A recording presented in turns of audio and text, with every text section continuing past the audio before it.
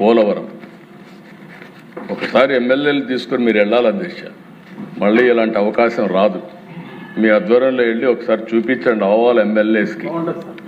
ఎందుకంటే అధ్యక్ష, ఇంత పెద్ద ప్రాజెక్ట్ సమీపంలో రాబోయే రోజుల్లో భారతదేశంలో ఎక్కడ కట్టే అవకాశం లేదు.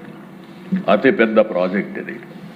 అలాంటి ప్రాజెక్ట్ అధ్యక్ష ఈ హౌస్లో కానీ బయట కానీ ప్రతి వారం సోమవారం వస్తే నేను పోలవరం చేసి ఒక పట్టుదలగా చేసి 73% పూర్తి చేసాం అధ్యక్ష. నేను చాలాసార్లు చెప్పాను, నాకు కమిట్మెంట్ ఉంది.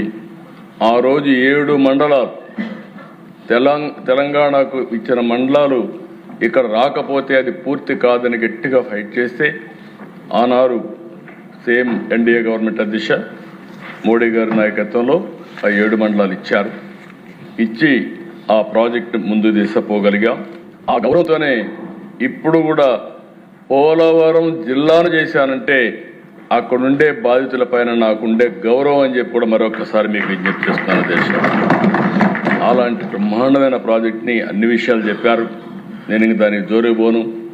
విధ్వంసం చేసే పరిస్థితికి వచ్చారు. అలాంటి ప్రాజెక్ట్ ఆడుకునే పరిస్థితికి వచ్చారు. ఇప్పుడే అన్నీ కంప్లీట్ చేస్తున్నాం. తప్పకుండా రాబోయే సంవత్సరం పుష్కరాల కంటే ముందు పోలవరం పూర్తి చేసి జాతికి అంకితం చేసే బాధ్యత ప్రభుత్వం